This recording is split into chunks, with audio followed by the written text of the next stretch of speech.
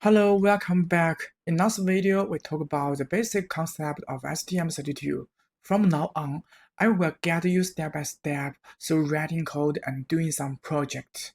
In last video, I also talked about I will use Keil5 in my video. So before we write our first piece of code, we need to create a new Keil5 project folder. There are two ways to program. The first one is using register in MCU directly, and the second one is using library function, which ST company has already wrapped these registers into integrated function for us to use. So we don't need to deal with the complexity of directly using register. So in here, I recommend using library function here. In this video, I will talk about how to create a Keil5 project template that includes library function. Okay, the first step is open a folder here. You store the project. Now, create a new folder. Give it a name, whatever you like. Okay, I already added a new folder, STM32 projects. This folder is used to store all STM32 projects. And now, open Keil5, this software, project, click, and new project. Found this path, copy. Okay, you can also find this step by step. And then, we also need to create a new folder here. Rename STM32 templates, and then click this new folder, give it a file name. By the way, we only need to create this template project one time. In the future, if you want to begin your new project, we can only copy STM32 template to this project. Hit save, click save. We need to choose the chip. Do you remember what chip we use?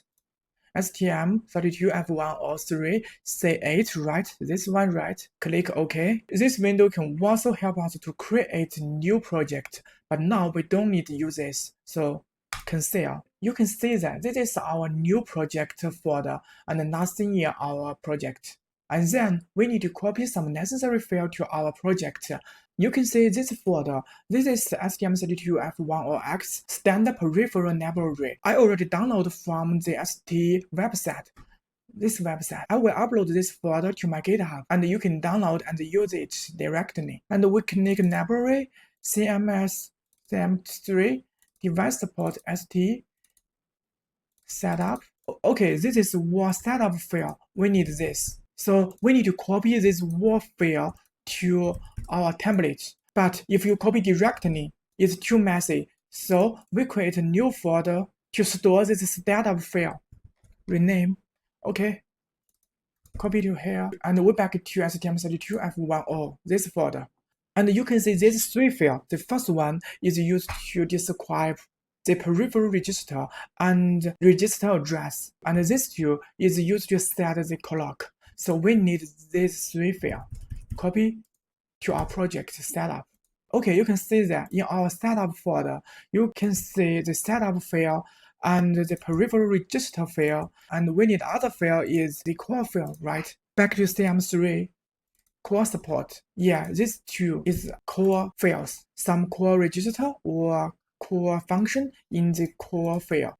So we need to use this. Until now, one necessary file in setup folder is already done. The next step is back to Keil software and add those files to the Keil project. We give it a new name. You can press F2 to rename this folder.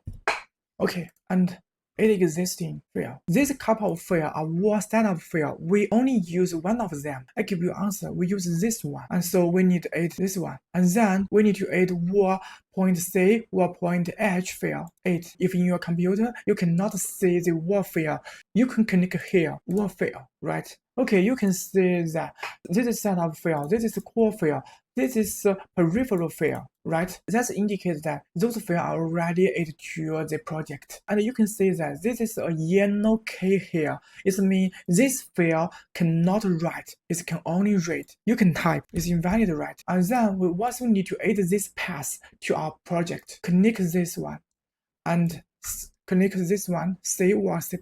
You can see include path. Add the path of setup. Okay, select. Until now, you can run code. We back here and create a new folder, user. Okay, it is the user folder just now we built to the project. Add group and right-click user. Add new item to user. Point C, min, and choose the location user 8. And then we right-click insert include file. You can choose this one. This code means when code run, the project will use the register or function in this file. Okay, let's write our first piece of code.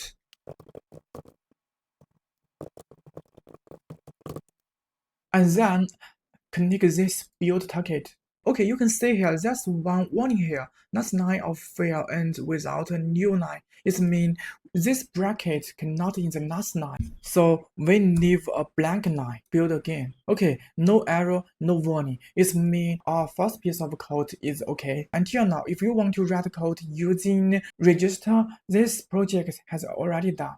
But if you want to use the library function, you need to next step to add these library function files to our project. In the same way, open the folder with this path and add a new folder, library, and also need to copy library files from this folder, library, this one, driver, source, copy to here. We also need to copy the point edge file.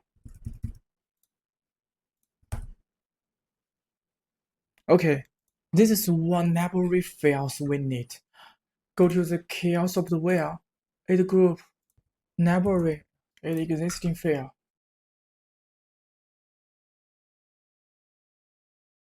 Okay, the library file has already added to the project. And do you remember, we also need to add this path to the Keil5. And we also need to add user. Do you have wondered that? Does there have some files in user folder to take connection between the main file and the library file? The answer is yes. The file is in here, project, template. This is 3 file. You can just copy to user folder and then add existing file. User 8. And this last step is open macro definition. Right click here. Open document and go to the last line. You can see this one. It means that if you give this macro definition 1, the work code will encode this file. So how do you give this macro definition 1? You can click this one, C or C+, copy this macro definition, click OK, and build again. 0 error, 0 warning is mean whole project is built okay. Okay, the whole project has already built. In the future, if you do other projects, you don't need to build this project template again. You can only copy this template and write your code directly. And if you don't want to create this project step by step, I will also upload this project template to my GitHub. You can download and use it directly. And in the next video, I will use this project template to light the LED. I will write the code step by step and give you a reasonable and easy to understand logic. Thank you to watching this video. See you next video.